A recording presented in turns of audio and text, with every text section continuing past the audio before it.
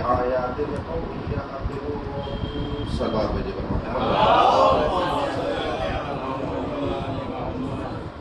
عزیزان گرامی، محترمان اہل بیت، سبحان حضرت سید الشہداء مولانا حضرت ابو بکر بن عباس علیہ السلام. ذات پروردگار کا جتنا بھی شکر ادا کیا جائے کم ہے کہ اس نے ایک بار پھر ہماری حیات کی ضمانت دے کر ہمیں حسین بنانے کی توفیق عطا کی. کل بھی میں نے یہ بات عرض کری تھی کہ جو حضرات سال گزشتہ حیات کے کچھ شخصیت ہمارے درمیان میں نہیں ہیں، جو راہ نجل کو لبیک کہہ کر اس دار فانی سے دار بقا کی طرف کوچ کر گئے، وہ تو اب ہمارے درمیان میں نہیں ہیں، لیکن خدا کا شکر ہے کہ اس نے ہمیں پھر سے ایک بار میری حیات کی ضمانت دے کر ہمیں اتنی حیات بخشی. 30 سال کا محرم بھی میری نصیب میں لکھ دیا. بس خدا کی بارگاہ میں یہی دعا کرتے ہیں میرے معبود، اس طریقے سے تم نے ہمیں حیات بخش دی اور اس سال کا ماہ غم ہماری قسمت میں لکھا. بس اتنی میری توفیق کی دعا ہم سب کی تمام غزالوں کی دعا مستجابت دے کر تیری بارگاہ میں حاضر ہوئے. میرے معبود، ہم جس طریقے سے جس حیثیت کے مطابق ہم حسین کا غم منائیں، بس اس کو ہم نے بارگاہ عالی میں قبولیت کا درجہ لیا. اور میرے معبود خصوص دعا یہ کرتے ہیں کہ ہم بہت گنہگار ہیں، اسی بخش عطا کے وسیلے سے ہمارے تمام گناہ سے عزیزان گرامی، کل عشر مجالس کا آغاز ہو چکا تھا اور میں نے کبھی نہ کچھ باتیں آپ کے درمیان درج کری تھی جو وضاحت کر رہی تھے، لیکن ان کے لیے کچھ کل کی باتوں کو خاص بات سے صدی کر دوں تاکہ آپ کا ذہن عالی آمادہ ہو جائے. کل میں نے یہ بات عرض کری تھی کہ عزیزان گرامی، کائنات میں حسین کا غم وہ غم ہے جس کے لیے رسول نے ارشاد فرمایا تھا کہ حسین کا قتل حسین مومنوں کے دلوں میں ایک ایسی حرارت پیدا کرتا ہے جو کبھی ٹھنڈی نہیں ہو سکتی. حسین کا غم وہ غم ہے انسان اپنے آباء و اجداد کا، اپنے خاندانوں کا، اپنی اولادوں کا، اپنے بچوں کا، اپنے ماں باپ کا غم بھلا دیتا ہے، لیکن حسین کے غم وہ غم ہے کہ اپنے غم کے آگے حسین کے غم کی حیثیت یہ ہے کہ اپنوں کا غم بھلا دیتے ہیں لیکن ہم حسین کا غم نہیں بھلاتے. اور سب سے بڑا معجزہ یہ ہے کہ ہر سال کی طرح ہم حسین کا غم اپنے اسی آمداب جوش و خروش کے ساتھ حسین کا غم بناتے ہیں. یہ اللہ کا معجزہ ہے، اس نے ہمیں توفیق دی ہے کہ حسین کا غم بنانے کی اور بخشش. عزیزان گرامی، جس آیت کریمہ کو میں نے آپ کے سامنے سرمایہ جناب پیش فرمایا، اس میں اللہ ارشاد فرما رہا ہے بسم اللہ الرحمن الرحیم انا فی خلق السماوات والارض.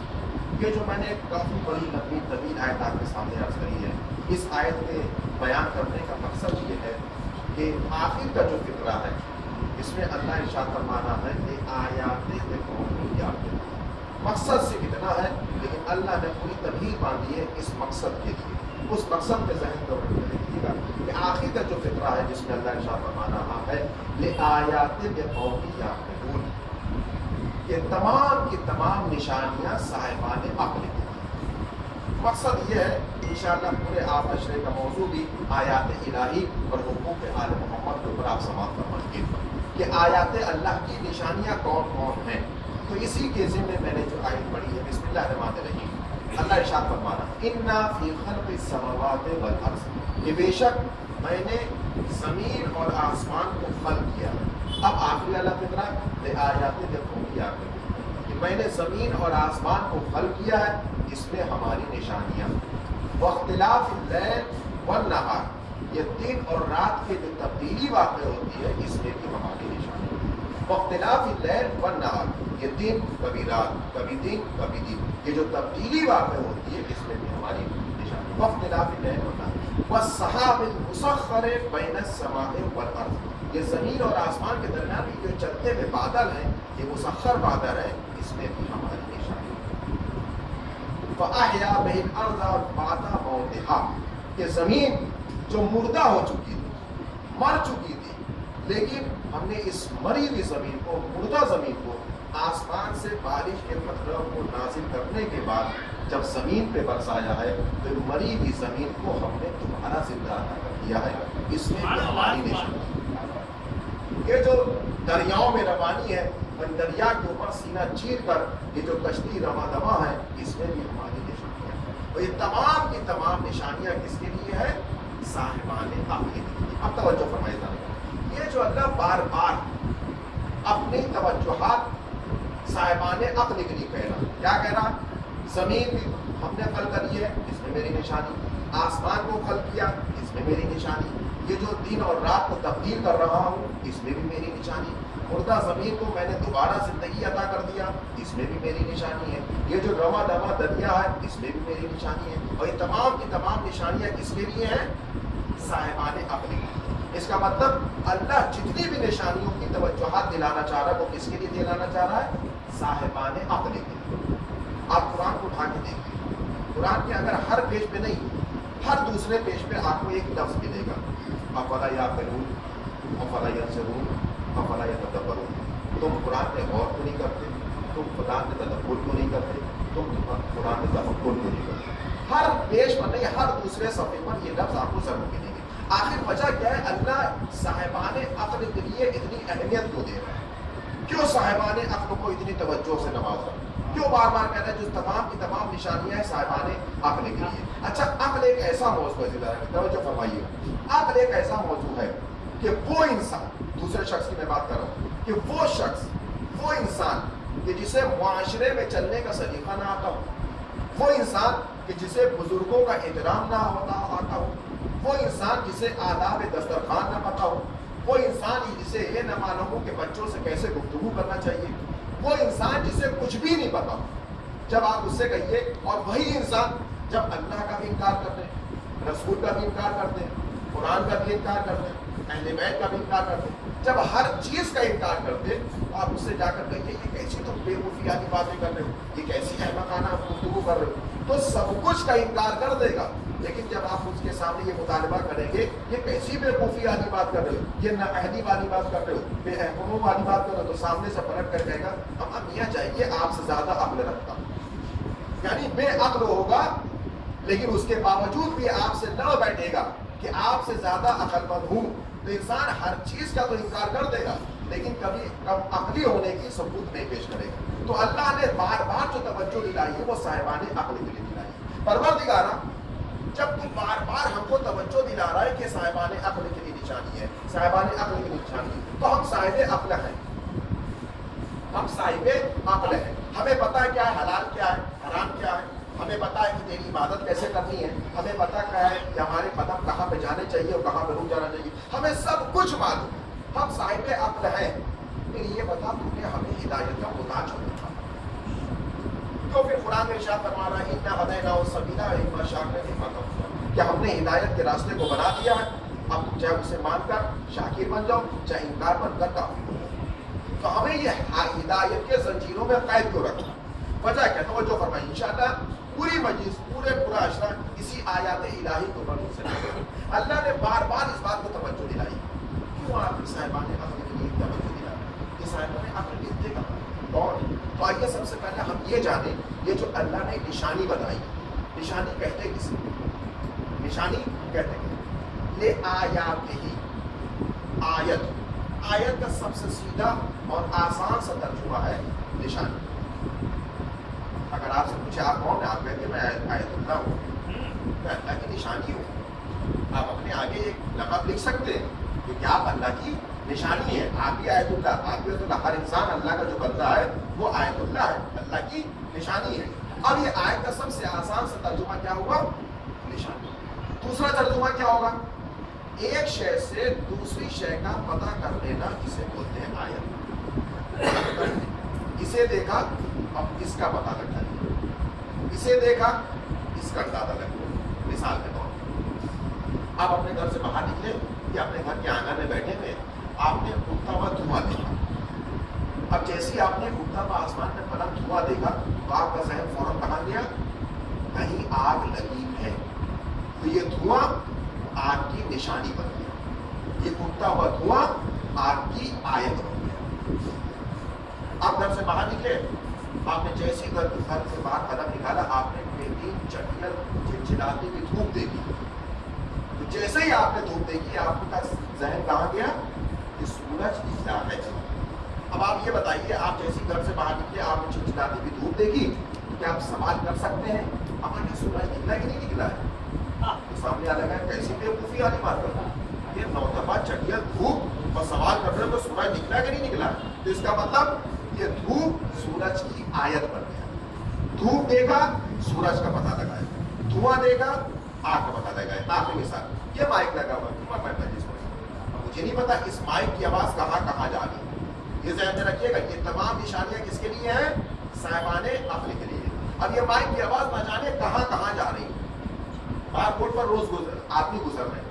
اب جیسے اس کے کانوں میں اس مجلس کی آواز گئی تو اس کے کان میں جیسے ہی آواز گئی تو اس نے کیا اندازہ لگایا کہ کہیں مجلس ہو رہی ہے، تو فی الوقت اس مجلس کی آواز کا اس کے کانوں میں جانا آیت بن گیا کہ کہیں مجلس ہو رہی ہے۔ تو آپ کہیں گے اس میں صاحبان عقل کی کیا دلیل ہے؟ اگر وہی انسان مجلس کو سن کر فرش عزا پر آ جائے، یہی صاحبان عقل کی دلیل ہے۔ اگر وہی انسان اسی مجلس کو سن کر فرش عزا پر آ جائے تو یہی صاحبان عقل کی دلیل ہے۔ تو آیت کا ترجمہ کیا ہوا؟ نشانی۔ دوسرا ترجمہ کیا ہوا؟ ایک شے سے دوسری شے کا پتہ لگانا، اسے بولتے ہیں آیت۔ آئیے قرآن میں چلتے ہیں اور تھوڑی سی اس کو پھیلاتے ہیں کہ اللہ کی آیت کیا کیا ہے۔ اور اللہ نے سب کچھ کہہ دیا۔ یہ جو نشانیاں دکھ رہے ہیں، یہ جو دیکھ رہے ہو، زمین کو، آسمان کو، مسافر بادلوں کو، پانی برستے کو، مردہ زمین کو دوبارہ زندہ کر دیا، یہ جو ذرات کو تم دیکھ رہے ہو، اس میں میری نشانی ہے۔ اور نشانی کس بات کی دلالت ہے؟ میرے وجود کی، کہ میرا وجود ہے۔ توجہ فرمائیے، آئیے قرآن میں چلتے ہیں اور تھوڑا سا وضاحت کرتے ہیں۔ بسم اللہ الرحمن الرحیم۔ جناب ابراہیم، کہ جب جناب ابراہیم کے اوپر رات کی تاریکی چھا گئی تو جناب ابراہیم کے لیے اللہ نے ارشاد فرمایا جنّا علیہ راءً کوكبًا، کہ جناب ابراہیم نے رات کی تاریکی میں ایک چمچماتا ٹمٹماتا ہوا ستارہ دیکھا، کوكبًا، ایک ستارہ دیکھا۔ جیسے ہی جناب ابراہیم نے آسمان میں چمچماتا ہوا ستارہ دیکھا، فوراً استدلال قائم کیا۔ کیا کہا؟ قال ھذا ربی، یہ میرا پروردگار ہے۔ جیسے ہی جناب ابراہیم نے کہا یہ میرا پروردگار ہے، فلما افلا، اللہ نے اس ستارے کو ڈبو دیا۔ جیسے ہی جناب ابراہیم نے چمچماتا ہوا بہترین چمکتا ہوا ستارہ دیکھا اور دیکھنے کے بعد جناب ابراہیم نے استدلال قائم کیا، قال ھذا ربی، یہ میرا پروردگار ہے، فلما افلا، اللہ نے اسے ڈبو دیا۔ جنّا علیہ راءً شمسًا بازغۃً، پھر جناب ابراہیم نے آسمان میں جگمگاتا ہوا سورج دیکھا اور کیا کہا؟ ھذا ربی، یہ میرا پروردگار ہے، ھذا اکبر، یہ تو بہت بڑا ہے، یہ پروردگار ہے۔ فلما افلت، اللہ نے اسے بھی ڈبو دیا۔ جنّا علیہ راءً قمراً، پھر جناب ابراہیم نے ایک چمچماتا ہوا بہترین چاند سا خوبصورت سا چاند دیکھا۔ پھر جناب ابراہیم نے استدلال قائم کیا، قال ھذا ربی، یہ میرا پروردگار ہے، فلما افلت، اللہ نے اسے بھی ڈبو دیا۔ توجہ کرنے کی بات یہ کہ جو جناب ابراہیم بار بار کبھی سورج کو خدا، کبھی ستاروں کو خدا، کبھی چاند کو خدا، ان تینوں کو دیکھتے جا رہے ہو، کہہ رہے یہ میرا پروردگار، یہ میرا پروردگار، یہ میرا پروردگار ہے، اور جیسے ہی کہتے تھے اللہ اسے ڈبو دیتا تھا۔ تو اس کا مطلب جناب ابراہیم نے ایک بات کے قانون بنایا کہ دیکھو کہ ابراہیم نبی جو بھی ہوگا وہ ہمیشہ بچانے والے سے محبت کا دعویٰ کروائے گا، ڈوبنے والوں سے دعویٰ نہیں کروائے گا۔ اب جیسے ہی جناب ابراہیم استدلال قائم کر رہے تھے، یہ میرا پروردگار، یہ میرا پروردگار، یہ میرا پروردگار، جیسے ہی کہتے تھے اللہ اسے ڈبو دیتا۔ سورج کو خدا کہا، اللہ نے ڈبو دیا۔ چاند کو خدا کہا، اللہ نے ڈبو دیا۔ ستاروں کو خدا کہا، اللہ نے ڈبو دیا۔ اب جیسے ہی ڈبو دیا، کیا جناب ابراہیم سورج، ستاروں، چاند کو خدا مانتے تھے؟ اللہ کے برگزیدہ نبی تھے،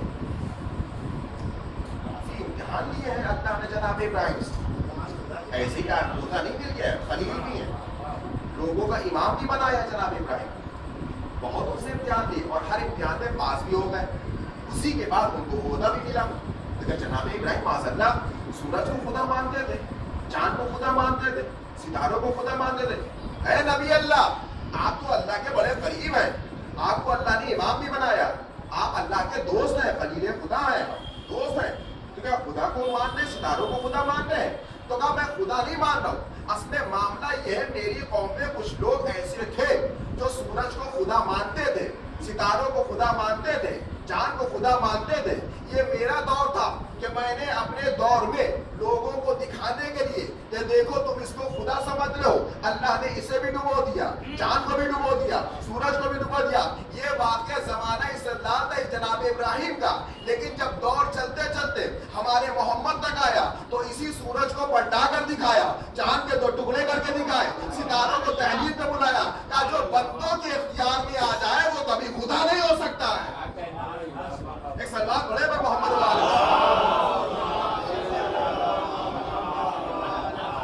بندوں کے اختیار میں آ جائے وہ کبھی خدا نہیں ہو سکتا. اس لیے کہ اللہ نے اپنے کچھ کرامات اہل بیت علیہ السلام کی طرف ٹرانسفر کر دی.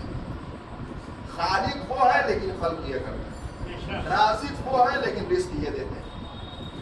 اللہ نے اپنے اختیارات اہل بیت کو دے رکھے. توجہ فرمائیے, یہ صرف عقیدتاً نہیں ہے, یہ پھر میرے مولا نے نہج البلاغہ میں ارشاد فرمایا, رزق میں تقسیم کرتا ہوں, حیات میں بخشتا ہوں, موت میں دیتا ہوں, پانی میں برساتا ہوں, رزق میں تقسیم کرتا ہوں. یہ میرا مولا خود نہج البلاغہ میں ارشاد فرمایا, یہ کوئی عقیدتاً نہیں ہے. تو عزیزان گرامی, یہ اللہ کی آیات, اللہ کی نشانی. اچھا ایک بات عرض کرتا چلوں, کیا دوسری مجلس کا انتظام ہے, یہ جو میں آپ کے سامنے سماعت کر رہا ہوں, یہ میں کیا اپنے فضائل پڑھ رہا ہوں, اپنے باپ دادا کے فضائل پڑھ رہا ہوں, اہل بیت کے فضائل. عزیزان گرامی, آپ اپنے مقدر میں ناز کریں کہ آپ کو فرش عزا نصیب ہوئی, آپ کو اہل بیت کا گھرانہ نصیب ہوگا. اپنے مقدر میں ناز کریے. ایک واقعہ سنا دیتا ہوں آپ کو. رسول اللہ چاہنے والے ساتھی ہیں, ساتھ میں ہیں. یہ تھوڑا الگ سے موضوع سے الگ سے, لیکن بات آ گئی تو عرض کرتا ہوں. چاہنے والے بھی ساتھ میں رسول اللہ کے ایک راستے سے گزرتے گزرتے اتفاق سے قبرستان. اس زمانے کے عرب کے وقت نئے نئے سوال ڈھونڈ کے لاتے تھے رسول سے کرنے کے. اگر آپ نبی ہیں تو معجزہ دکھائیے. کیا معجزہ؟ یہ بتائیے میرے سر میں بال کتنے ہیں, یہ بتائیے درخت کھجور میں کتنی کھجوریں ہیں اس کے اندر. ایسے ایسے سوال کرتے تھے. چاہنے والے ساتھ میں, یا رسول اللہ کتنا اچھا ہوتا آپ اس قبر سے مردے کو زندہ کر دیتے, اس قبر سے مردے کو زندہ کر دیتے. اچھا تو مردے زندہ کروا دیتے. ہاں یا رسول اللہ. رسول اللہ نے اشارہ کیا, قبر پھٹی, مردہ زندہ باہر. اشارہ کیا اور قبر پھٹی, مردہ زندہ, قبر سے باہر. اب توجہ فرمائیے جانے کے بعد, اب جیسی باہر نکلا, یہ بتائیے انسان مرنے کے بعد اگر دوسری مرتبہ حیات ملے تو وہ سب کوشش کرتا ہے جو میں نے زندگی میں کیا وہ نہ کیا جائے, اور صرف راہ خدا میں اپنی زندگی کو بسر کرے. یہی تو سوچے گا نا انسان کہ جو ہم سے ناگہانی میں ہم سے کچھ گناہ سرزد ہو گئے ہیں وہ میں نہ کروں, اور اللہ کی راہ میں اپنی زندگی بسر کروں. یہی تو چاہے گا نا. اب جو قبر سے اللہ رسول اللہ کے حبیب نے دوبارہ زندہ کیا جسے, وہ جیسی قبر پھاڑ کے باہر آیا تو چلاتا جا رہا ہے. اس کے ذہن میں کیا لفظ ہے؟ میرا اونٹ کہاں ہے, میرا اونٹ کہاں ہے, میرا اونٹ کہاں ہے. اب جب یہ لفظ سنا چاہنے والے پریشان. عجیب معاملہ, دوبارہ زندگی ملی, اس کے باوجود بھی اسے اپنے اونٹ کی بولی گئی. کیا رسول اللہ ماجرا کیا؟ کہا تم نے مجھ سے مردہ زندہ کرنے کی کہا تھا, وہ میں نے کر کے دکھا دیا. اب جو ماجرا ہے وہ اسی سے جا کے آئے. اس کے بعد بھائی کیا ماجرا, دوبارہ زندگی ملی ہے, تمہیں چاہیے تھا اللہ اللہ اللہ کہتے ہوئے نبی نبی نبی نبی کرتے ہوئے, تم نے تو اپنی اونٹ کی پڑی ہوئی ہے, اور قبر سے پھاڑ کے نکل رہے ہو, دوبارہ زندگی مل گئی, اور کہہ رہے میرا اونٹ کہاں ہے, میرا اونٹ کہاں ہے, میرا اونٹ کہاں ہے. کا ماجرا کیا؟ اس میں معاملہ یہ, میں اپنے گھر سے تجارت کے گھر سے نکلا, مکے سے کھانے پینے کا سامان بھی, راستہ طویل تھا, ریگستان پڑ گئی. اور ریگستان کا معاملہ ایسا ہوتا ہے کہ وہاں ڈھابا ہوا تو ہوتا نہیں, اور جتنا سفر ساتھ میں لے کر چلیں گے وہی کھانا پینا نہیں ہوتا. اتفاق سے طویل سفر اتنا تھا کہ جتنا کھانا پینے کا تھا سامان سب اب میرے پاس نہیں. اور اللہ نے ایسی قسمت رکھی کہ اسی ریگستان میں ریتیلا طوفان آ گیا. اور جب ریتیلا طوفان آیا, راستہ نہیں ملا, میرا اونٹ مجھ سے بچھڑ گیا, میرا اونٹ مجھ سے بچھڑ گیا. اور میں یہی چلاتا جا رہا تھا, میرا اونٹ کہاں ہے, میرا اونٹ کہاں ہے, میرا اونٹ کہاں ہے. بس اسی اسنا میں اللہ نے میری حیات یہی کر رکھی کہ میری موت ہے. بھوک کی شدت, پیاس کا غلبہ میرے اوپر موت لائی, اور میں مر گیا. کیا کہتے کہتے مرا, میرا اونٹ کہاں ہے, میرا اونٹ کہاں ہے, میرا اونٹ کہاں ہے. اور جب رسول نے اسے دوبارہ زندہ کیا تو کیا کہتے نکلا, میرا اونٹ کہاں ہے, میرا اونٹ کہاں ہے. ایک بات تو سمجھ میں آ گئی کہ جو کہتے کہتے مرو گے वही कहते कहते उठाए जाओगे। अब अपनी जात पे नाज करिए अज़ीज़ान गिरामी, हैदर हैदर कहते मरेंगे, हैदर हैदर कहते उठाए जाएंगे।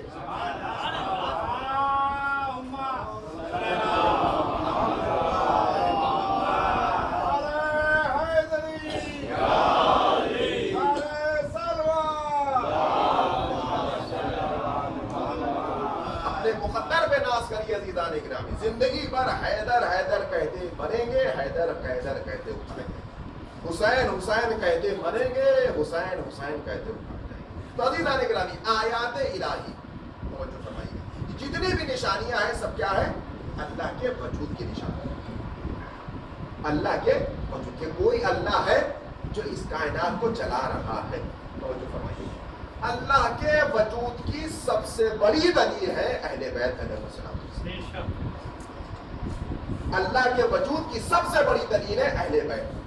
हमने खुदा को नहीं देखा, रसूल की लिसाने जुम्बिश से कहा है ला इलाहा इल्लल्लाह, तो हमने उसे माना है ला इलाहा कि खुदा है। हमने खुदा को देखा नहीं, तो इसके लिए अल्लाह के वजूद की सबसे बड़ी दलील निशानी है अहले बैत। अहले बैत ने हमें मनवाया है कि खुदा है, तो हमने माना खुदा। एक बचपन का वाक़या, शायद आपने सुना भी, वक्त किला, एक दहरिये ने दावा किया। क्या दावा? कोई खुदा नहीं, कोई ईश्वर नहीं, कोई भगवान नहीं, कोई गौर नहीं, दुनिया अपने आप बनी है और अपने आप एक दिन खत्म, किसी ने कोई बनाने वाला नहीं, कोई खुदा नहीं, अपने आप बनी है और एक दिन अपने आप खत्म हो जाए। जब ये दहरिये का सवाल आम हो, बादशाह की खबर हो, मैं इसके सवाल का जवाब दूँ। बादशाह ने कहा कौन है? अपने तमाम वज़रा को, जितनी भी उसकी पार्टी थी सबसे कहा कि इसके सवाल का जवाब दो।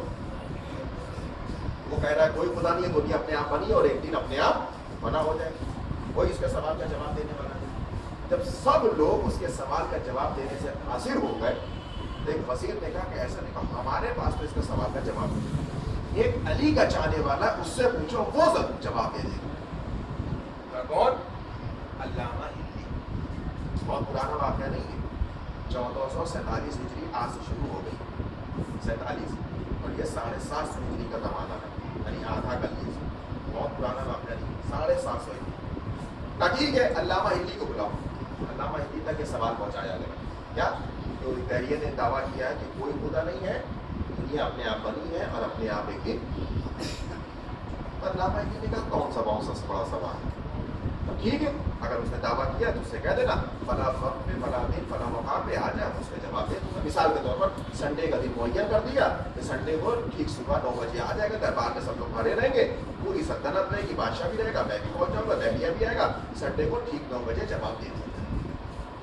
संडे का दिन आ गया, वक्त मुहैया किया गया था मिसाल के तौर पर 9 बजे, दहलिया 8 ही बजे से आकर दरबार में बैठा और सब दहलिया 8 ही बजे से। अब जब पूरी सल्तनत ने देखा कि 9 बजे का वक्त किया गया था और 8 ही बजे से बैठ गया आकर, इसका मतलब कि अपने दावे में सच्चा है, ये अपने दावे में सच्चा है, बात पक्की है इसकी। खैर, वक्त आया 9 बजे, 9:30, 10, 10:30, 11, 11:30, 12, 1, 2, 3, 4, 5, कई घंटे गुजरते रहे, कई घंटे गुजरते रहे, अल्लामा हिल्ली पहुंचे। अब जब पहुंची नहीं तो एक मरतबा दहरिया ने कहा बस, इससे जवाब दिलवा रहे थे, भाग गया ना छोड़कर, देखा कोई खुदा नहीं है, मैं कह रहा हूं अभी भी तुम लोग मान लो, कोई खुदा नहीं है, किसकी इबादत कर रहे हो? ये कोई खुदा नहीं, कोई ईश्वर नहीं, कोई गॉड नहीं, कोई भगवान नहीं, कोई नहीं है दुनिया को बनाने वाला, अपने आप बनी है, अपने आप खत्म हो जाएगी, मैं कह रहा हूँ। इसके भी समझ में हाँ, इसने जवाब देने के लिए कहा था, जब वही नहीं आया, इसका मतलब ये अपने बात में पक्का। जब बहुत देर गुजर गई, बादशाह को भी गुस्सा हो गया। इतने में क्या देखा कि अल्लामा हिल्ली कदम रखने अपने कहा दरबार के, अब जैसी दरबार के अंदर रखे, बादशाह को आया था, जाहिर सी बात है आप हैं, आपसे अगर कहा जाए कि 9 बजे मजलिस का वक्त है, पाबंदी है वक्त के साथ, पर आप आके 9 ही बजे बैठ जाए, 9 से 9:30, 10, 11, 12 हो जाए, तो आप साहब खान भैया ऐसा है, अब मैं चला, मेरे पास इतना वक्त नहीं, आप अपनी मजलिस करवा दीजिए। आप कहेंगे नहीं कहेंगे? जब वहाँ अल्लामा हिल्ली ने भी इतने घंटों लगा दिए, तो सबको गुस्सा आया होगा, बादशाह को भी गुस्सा आया। जैसे ही अल्लामा हिल्ली ने दरबार में कदम रखा, एक मरतबा बादशाह को तैश है, कहा अल्लामा हिल्ली تمہیں نے تو وقت دیا تھا اور تمہیں آخر تاخیر سے آ رہے ہو، وجہ کیا ہے؟ اب وہ بادشاہ بابا پڑا اس بادشاہ سلامت، میری مجبوری تو سنیے کہ آپ ہمارے اوپر دھمک پڑ رہے ہیں، کیا بات ہے؟ کہ بادشاہ سلامت آپ کو پتہ نہیں مجھے آنے کے لیے یہاں سے ایک دریا کو عبور کرنا پڑتا ہے، دریا کو پار کرنا پڑتا ہے، میرا گھر دریا کو اس پار ہے، وہاں سے آنے کے لیے مجھے دریا پار کرنا پڑتا ہے، پھر یہاں آنا پڑتا ہے، پھر میں یہاں سے وقت سے پہلے نکلا تھا آنے کے لیے، وقت سے پہلے ہی نکلا تھا اپنے گھر سے آنے کے لیے، میں وقت پہ آ جاتا، لیکن میں کیا بتاؤں میری مجبوری تھی، مجھے تیرنا نہیں آتا، اور میں جیسے دریا کے پاس پہنچا وہاں کوئی نہ ناؤ تھی، کوئی بوٹ نہیں، کوئی اسٹیمر نہیں، کچھ نہیں تھا، تو میں کیسے آتا، ڈوب کے مر جاتا، میں نہیں آ سکتا تھا، پھر میں انتظار کرنے لگا کہ کوئی آ جائے، کوئی نہ آ جائے، مجھے یہاں تک پار کرتے دریا کے پاس، میں بہت گھنٹہ انتظار کرتا رہا، بہت دیر انتظار کرتا رہا، انتظار کرتے کرتے جب مجھے کچھ نہیں ملا، اتفاق سے کیا ہوا کہ آسمان سے پٹرا گرا، تھوڑی دیر بعد دوسرا پٹرا گرا، پھر تھوڑی دیر بعد میخیں گری، کیلیں گری، پھر وہ تختے پٹرے آپس میں ایک شکل اختیار ہوئی اور وہ کیلیں لگنا شروع ہو گئی اور انہوں نے ایک ناؤ کی شکل اختیار کر لی، میں نے اس کو گھسیٹ کر دریا میں رکھا، میں اس میں بیٹھا، دریا اپنے آپ چلتے چلتے ناؤ چلتے چلتے کنارے پر لگے ہوا یہاں پر۔ علامہ ہندی نے جب یہ واقعہ سنا دیا خاموش، دربار میں سناٹا، ایک مرتبہ بحریہ نے علامہ ہندی کا چہرہ دیکھا، بادشاہ کا چہرہ دیکھا، اور دیکھنے کے بعد بادشاہ تو اس بیوقوف سے میرے سوال کا جواب دلوا رہا ہے، دیکھ رہا ہے کتنی بیوقوفی والی باتیں کر رہا ہے، احمقانہ گفتگو کر رہا ہے، کیا ہوا؟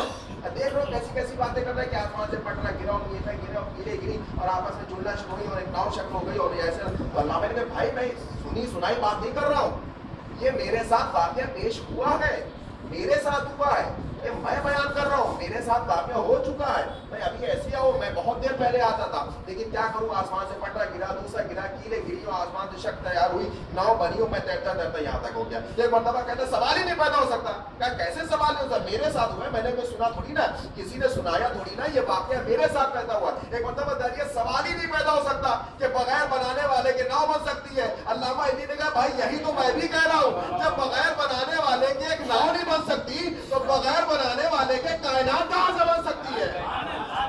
ایک سلوات بولے میں محمد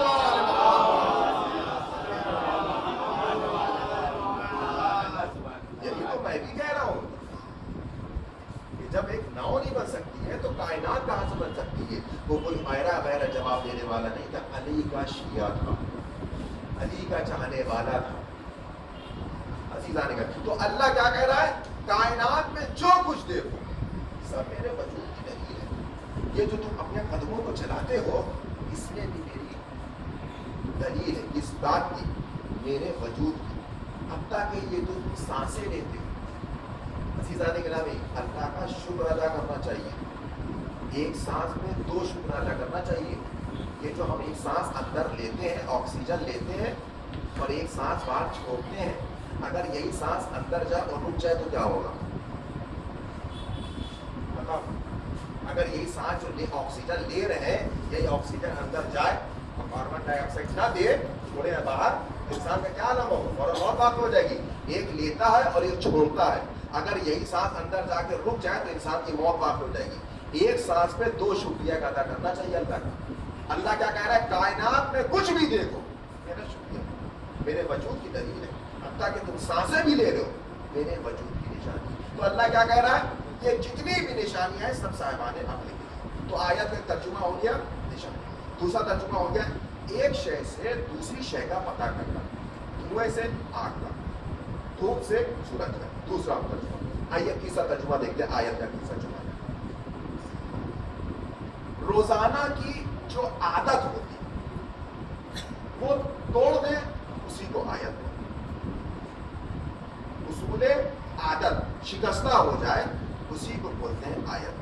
کیا مطلب؟ یہ جو ہم روزانہ جب سے ہم نے شعور سنبھالا تب سے ہم یہی دیکھ رہے ہیں کہ سورج اپنے وقت معینہ میں نکلتا ہے، زوال میں آتا ہے، وقت معینہ میں ڈوب جاتا ہے۔ یہ روزانہ کی عادت ہے کہ سورج ایک وقت نکلے گا، زوال پہ آئے گا اور ڈوب جائے گا۔ یہ کیا ہے؟ عادت۔ چاند اپنے وقت معینہ میں نکلتا ہے، اوپر آیا ڈوب گیا، یہ کیا ہے؟ عادت۔ ستارے وقت معینہ پہ نکلے ڈوب گیا، یہ کیا ہے؟ عادت۔ ہواؤں کا چلنا کیا ہے؟ عادت۔ یعنی کائنات میں جو بھی روزانہ عمل ہوتا ہے اسے بولتے ہیں عادت. اگر یہی شکستہ ہو جائے تو اسی کو بولتے ہیں عادت. سورج وقت معینہ میں نکلا, اوپر آیا, ڈوب گیا, یہ ہے عادت. اگر یہی چیز برعکس ہو جائے, ٹوٹ جائے, اسی کو بولتے ہیں عادت. جیسے ہی سورج کو گہر لگا فوراً شریعت کا حکم ہوتا ہے نماز آیات پڑھو. کیوں؟ روزانہ کی عادت ٹوٹ گئی. سورج کو گہر لگ گیا, چاند کو گہر لگا, فوراً شریعت کا حکم ہوا نماز آیات پڑھو. کیوں؟ انسان خوف ہٹانے والا, کیونکہ روزانہ کی عادت ٹوٹ گئی ہے, روزانہ کی عادت شکستہ ہو گئی ہے, تو فوراً کیا حکم ہوا؟ نماز آیات پڑھو. یعنی روزانہ کی جو عادت ہے وہ شکستہ ہو جائے اسی کو بولتے ہیں. یہ موسم بہار, کبھی گرمی, کبھی جاڑا, کبھی برسات, کبھی برسات, کبھی گرمی, کبھی جاڑا. یہی موسم اگر تبدیل ہو جائے اسی کو بولتے ہیں. ٹڈیوں کا پیدا ہونا یہ ہے عادت, اور انہی ٹڈیوں کا قوم موسیٰ پر عذاب بن کر آ جانا یہ ہے آیت. ابرہا کا چھوٹے چھوٹے کنکریوں کا ہوا کی بلندی میں اڑنا یہ ہے عادت. انہی ابرہا کا گوریا چڑیا کے دہن میں ایک پتھروں کا نازل ہو کر ابرہا کو غرق کر دینا اسی کو بولتے ہیں عادت. جو روزانہ کا عمل ہم کرتے ہیں اسی کو بولتے ہیں عادت, اور جب یہ شکستہ ہو جائے اسی کو بولتے ہیں عادت. ہمارا ایک گھر سے, ایک دروازے سے روزانہ نکلنا اور اسی سے داخل ہونا اسے بولتے ہیں عادت. اور جو فرمائیے گا, گھر سے باہر جانا اور گھر میں داخل ہونا یہ ہے عادت, اور خانہ کعبہ کی دیوار کو شک کر کے باہر آ جانا اسی کو بولتے ہیں عادت. اسی کو بولتے ہیں عادت. روزانہ کی جو عادت ہے وہ شکستہ ہو جائے اسی کو بولتے ہیں. تو جو فرمائیے عادت. پتھر کہاں سے نکلتا ہے؟ وساخی. یہ پتھر کہاں سے نکلتا ہے؟ زمین سے نکلتا ہے. لوہا کہاں سے نکلتا ہے؟ پتھر کا زمین سے نکلنا عادت, لوہے کا زمین سے نکلنا عادت. توجہ فرمائیے گا, لوہے کا زمین سے نکلنا عادت, ذوالفقار کا آسمان سے آ جانا آیت. پتھر کا زمین سے نکلنا عادت ہے, اور انہی پتھر کا قوم ابلیس کے اوپر, حارث بن نعمان پھیری کے اوپر عذاب پہ شکل میں بن کر آسمان سے آ جانا یہ ہے عادت. یہ جو ابرہا کا لشکر آیا تھا خانہ کعبہ میں بنانے کے لیے, اس کا گھر بنانے کے لیے آیا تھا اللہ کا. جناب ابو طالب نے ہاتھ کھڑے کر دیے تھے, متولی تھے وہاں کے خانہ کعبہ, چابی انہیں کی بات رہتی تھی. کیا کہا؟ متولی تھے, جس کا گھر ہے وہ آگے بچائے گا, میں کہاں سے بچاؤں؟ اب جس کا گھر ہے وہی بچائے. تو اللہ نے کس کو بھیجا تھا؟ ابابیل, سب سے چھوٹی. مارنا کسے تھا؟ بڑے سے ہاتھی کو. جسم کے اعتبار سے, پرسنالٹی کے اعتبار سے, حیولہ کے اعتبار سے, جسے کے اعتبار سے آدمی بڑا ہے یا ہاتھی بڑا ہے؟ ہاتھی بڑا ہے. مثلاً کے اعتبار سے بھی, اور جسے کی پرسنالٹی کے اعتبار سے بھی ہاتھی بڑا ہے. ادھر ہاتھی کو مارنے کے لیے چھوٹا سا کنکر, اور غدیر کے میدان میں انسان کو مارنے کے لیے بڑا سا پتھر. اور پروردگار ماجرا کیا ہے؟ وہاں بڑا سا ہاتھی, اسے مارنے کے لیے تو نے کنکریاں بھیج دی, اور یہاں غدیر کے میدان میں جو تیرا دشمن نہیں, علی کا دشمن, علی کی ولایت سے انکار کر رہا, حاجی ہے, نمازی ہے, روزے دار ہے, علی کے ولایت سے انکار کر دیا, اسے مارنے کے لیے بڑا سا پتھر. ہاتھی کو مارنے کے لیے چھوٹی کنکریاں, ایک انسان کو چھوٹے سے آدمی کو مارنے کے لیے بڑا سا. پروردگار تیری حکمت کیا ہے؟ کہ حکمت صاف ہے, جو میرا دشمن ہوگا اسے چھوٹا عذاب دیا جائے گا, جو علی کا دشمن ہوگا اسے بڑا عذاب دیا جائے گا. ایک سلوات بڑے بڑے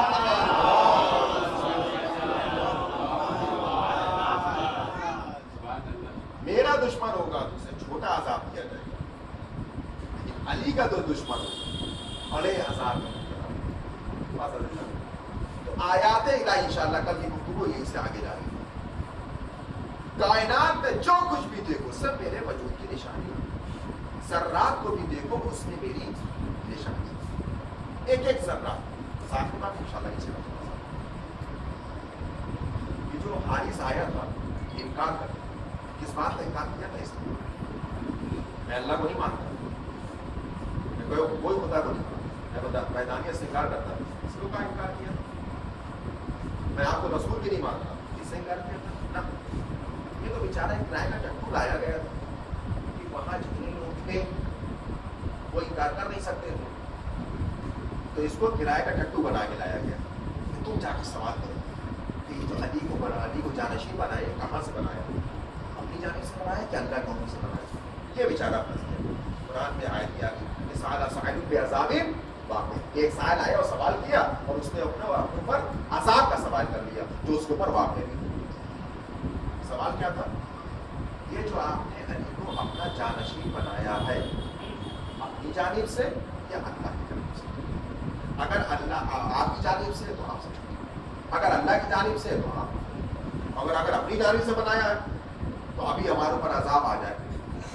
इतना कहना था, चला आसमान से पत्थर। पत्थर का काम क्या होता है? पत्थर का काम होता है चलना। पत्थर काटता नहीं है, तलवार काटती है, चाकू काटता, पत्थर कुचलता, दबा देता, कुछ नहीं कर देता। रवायत ये कहती है जब हारिस के ऊपर पत्थर गिरा तो कुचला नहीं है, 20 से तकसीम कर दिया, 20 से काटा। इसका मतलब एक बात तो समझ में आ गया कि अली का दुश्मन जहां कहीं भी रहेगा उसे दबाया कुचला नहीं जाएगा बल्कि 20 से काट दिया जाएगा ताकि जहन्नम के तबकात उसका खाना बना। काट दिया। अच्छा, इनकार किस बात का किया था? अली की विलायत से। अली की विलायत से, विलायत में इनकार किस बात का था? इधर रसूल आए थे, गदीर अभी गुजरी, जैसे गदीर मैदान में पहुंचे, गदीर को कोई जगह नहीं है, ये इसे हम अपनी जबान में कहते हैं ये बाईपास था। गदीर जो है, गदीर का जो मैदान है ये बाईपास था वहाँ का, वहीं से लोगों को डाइवर्ट होना था। यमन की तरफ जा रहे हैं, हिंदुस्तान की तरफ जा रहे हैं, या शाम की तरफ जा रहे हैं, या लबनान की तरफ, वहाँ से लोगों को डाइवर्ट पड़ जाना था। जैसे ही वहाँ पहुंचे अल्लाह का हुक्म आ गया, नबी पहुँचाइए, नबी पहुँचाइए। क्या पहुँचाना है? अली की विलायत। अच्छा, सबसे कम तादाद जो उस वक्त की लिखी है 80,000। ये गदीर के मैदान में 80,000 सबसे कम थे। जो रवायत की गई है 80,000। किसी ने लिखा 1 लाख, किसी ने लिखा 1,20,000, किसी ने लिखा 1,25,000। सबसे कम 80,000, सबसे ज्यादा 1,25,000। हम 1,25,000 छोड़ते हैं, सबसे कम वाली तादाद है 80,000। तो क्या रसूल ने 80,000 के लोगों ने ये कहा था कि अपने अपने ऊँट के कचाव नहीं करो? सबसे ऊँट के कचाव मांगे थे जब तक ना। अच्छा चलिए 80,000 में हम कहते हैं चलिए 50,000 उसमें से घोड़े से गए, 30,000 ऊँट से गए, तो इसका मतलब 30,000 कचाव थे। तो क्या रसूल ने 30,000 कचाव मंगाए ऊँट पर मिंबर बनाने के लिए? रसूल ने मिंबर बनाने के लिए कितने कचाव लिए और किसके किसके कचाव लिए? इंशाल्लाह ये कल दिए, क्योंकि अगर बात छिड़ेगी तो कल भी चली जाएगी। रसूल ने कितने कचाव लिए और किसके किसके कचाव लिए? अब हर किसी का कचाव नहीं ले सकते थे ना, तो किसके लिए? बस ये तादाद लिखिए कि हमारी किताबों में, हमारे दूसरे भाइयों ने सुन्नत अज़ाब में इसकी रवायत की है, इब्न खल्दून की रवायत है कि 9 कचाव लिए थे रसूल। 9 कचाव कि जिनका मिंबर बनाया था अली की विलायत के लिए, 9 कचाव लिए थे। तो उन 9 कचाव में किसके किसके लिए? इंशाल्लाह ये कल कि किसके, हर किसी का नहीं लिया, 9 कचाव थे और किसके किसके लिए। लेकिन अज़ीज़ान इकरामी, ये जो तमाम निशानियाँ आप देख रहे हैं अल्लाह के वजूद की निशानी, जहाँ इंसान नमाज अल्लाह की इबादत करता, बंदगाना करता, वहाँ सजदा शुक्र ज़रूर बज रहा है कि अल्लाह ने हमें हर लम्हे के लिए अपनी इबादत के लिए खुदा का शुक्र अदा करें कि उसने हमें अपने इस लायक समझा है कि अपनी बारगाह में हमको खड़ा किया। वरना हम इतने गुनहगार, हाथों से गुनाह, आंखों से गुनाह, कानों से गुनाह, ज़बान से गुनाह, पैरों से गुनाह, दिनभर न जाने कितने नागहानी में हमसे गुनाह सरसद होते हैं। उसके बावजूद भी हम गुनहगार को अल्लाह अपने हुजूर में खड़ा कर रहा है। इसका भी इंसान को शुक्र अदा करना चाहिए। अज़ीज़ान गिरामी, आज एक मुहर्रम, जान फलक में नमूदान हुआ था। आपने अपने अपने घरों की छतों से मुहर्रम में चाँद देखा, और जैसे मुहर्रम का चाँद देखा होगा आंखें अशबार हुई होगी। ज़हरा का लाल करबला में जा रहा, अपने अपने घरों की छतों से मुहर्रम को चांद को देखा होगा, फिर घर से उतर आए होंगे, बिस्तर पर लेट गए होंगे, आराम किया होगा। लेकिन अहले बैत के घरानों ने जंगल में चांद देखा, सकीना ने जंगल में चांद देखा, रबाब ने जंगल में चांद देखा, ज़ैनब ने जंगल में चांद देखा। अज़ीज़ान गिरामी, जैसे ही काफिला करबला की सरहद पे पहुंचा और एक मुहर्रम इधर जैसे ही आए और फलक पे मुहर्रम का चांद नमूदार हुआ, जैसे ही फलक पे मुहर्रम का चांद नमूदार हुआ, हुसैन ने मुहर्रम का चांद देखा, अपना घोड़ा लिया और थोड़ा साइड में चले, और आने के बाद आवाज बुलंद करी, इन्ना लिल्लाह व इन्ना इलैहि राजिऊन। जैसे ही इस कलमा शहादत का ज़बान पे जारी होना था, अब्बास ने इन जुमलों को सुन लिया।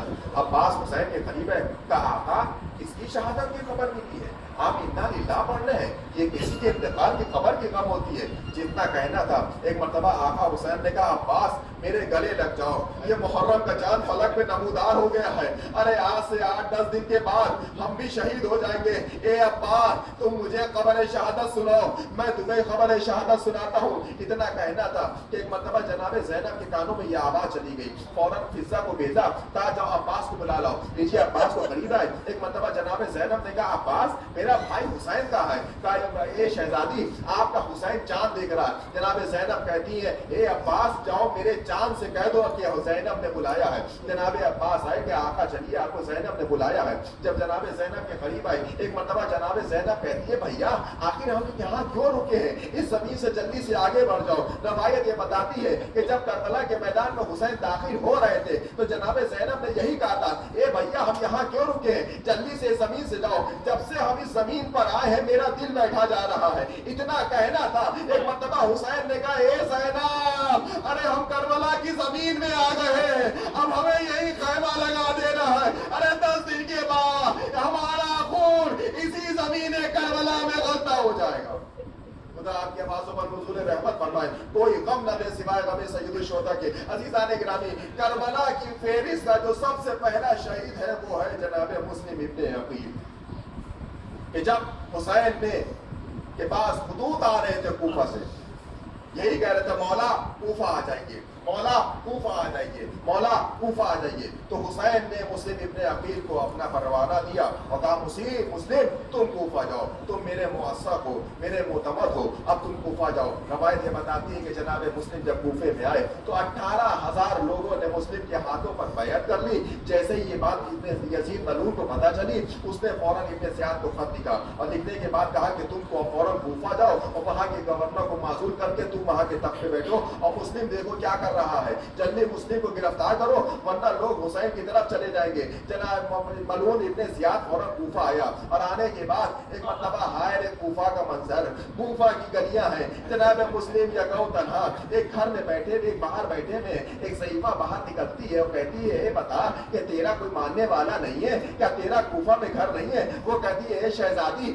मेरा कूफा में कोई नहीं रहता है, मेरा कोई रहने वाला नहीं है, अरे मैं परदेश से आया हूँ। जब परदेश का नाम सुना उस नौआ बीवी ने जनाब मुस्लिम को अपने घर बुलाया और पूरी रात मुसल्ला इबादत पर रहे। लेकिन जब ये बात इब्ने ज़ियाद को पता चली तो क्या देखा, पूरे घर का हिसार कर लिया।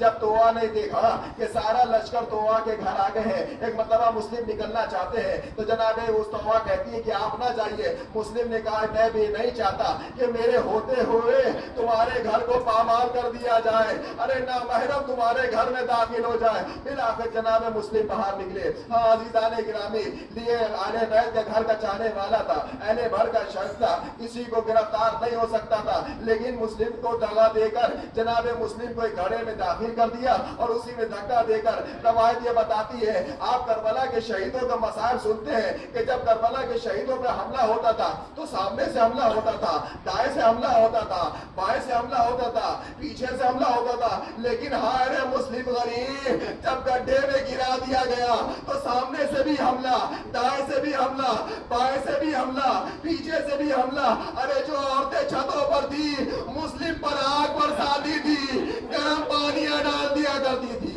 हाँ अजीजान गिरामी, लीजिए जनाब मुस्लिम को पकड़ा गया, बस सारी शहादत छोड़ते हुए लीजिए अभी हुसैन कूफा के रास्ते पर थे कि किसी कासिद ने आकर जवाब दिया कि मुस्लिम दुनिया से रुखसत हो गए हैं। जैसे ही ये खबर सुनी, एक मर्तबा जनाब हुसैन ने अब्बास से कहा, ए अब्बा जाओ जरा मुस्लिम की यतीमा को रुकैया को लेकर आओ। जनाब अब्बास ने रुकैया को लिया और हुसैन के पास लेकर आए। अरे अहले बैत के घर की बच्ची थी ना, जैसे ही यतीम मुस्लिम करीब आए, हुसैन ने सर पर हाथ फेरा। एक मर्तबा बच्ची कहती है, ए चचा मुँह आप मेरे हाथ ऐसे फेर रहे जैसा लग रहा है कि मैं यतीम हो गई हूँ। ए चचा मेरे बाबा की खैर तो है। इतने में हुसैन ने कहा, ए ज़ैनब जरा संदूक से मेरे एक छोटे छोटे बालियां लेकर आना। लीजिए जनाबे ज़ैनब गई, संदूक खोला, दो छोटी छोटी बालियां निकाली, एक मर्तबा पहनाना शुरू किया। यहीं पर जनाबे मुस्लिम की सौजा करीब खड़ी थी। जनाबे मुस्लिम की सौजा समझी कि कल बकरीद का दिन है,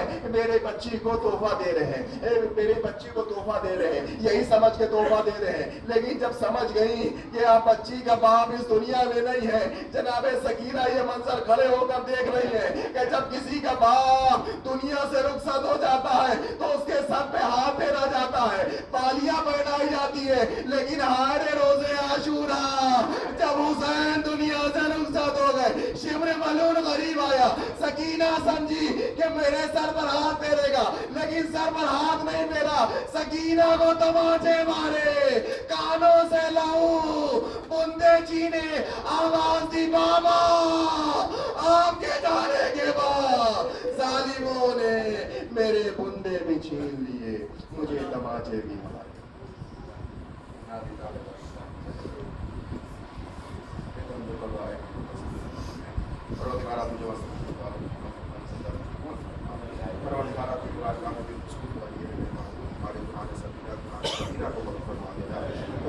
जिस तरीके से हम यहाँ मजलिस अदा करते इस तरीके से सरज़मीन करबला में मजलिस हुसैन बर्पा कर सकें।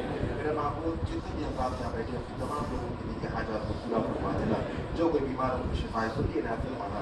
मेरे महबूब आज इस वक्त शहज़ा के महबूब की इस मजलिस अदा के वसीले से मेरे महबूब हमको ये तौफीक इनायत फरमा देना कि हम सच्चे दिल के साथ सिद्ध दिल के साथ कल हुसैन में शरीक हो सके और हुसैन का गम मना सके। रोजगार के ज़हरा व हबीहा व बालिहा व बनिया व सिर्र मेरे महबूब बीमार करबला के सफ़े में जनाब कामिल साहब इस टाइम इस वक्त हॉस्पिटलाइज है। परवरदिगार इस वक्त शहज़ा के सदक़े में उनको जल्द अज जल्द शिफाए कुल्ली इनायत फरमा, परवरदिगार उनको जल्द शिफाए इनायत फरमा ताकि वो भी हमारे दरमियान में मजलिस अज़ा हुसैन में शरीक हो सके। परवरदिगार महसूस हुआ ये है कि जल्द अज जल्द जनाब सैयदा के मौज़े की तामीर फरमा और हमारे इमाम ज़माना के ज़ुहूर में ताजील फरमा। वदफ़क़ल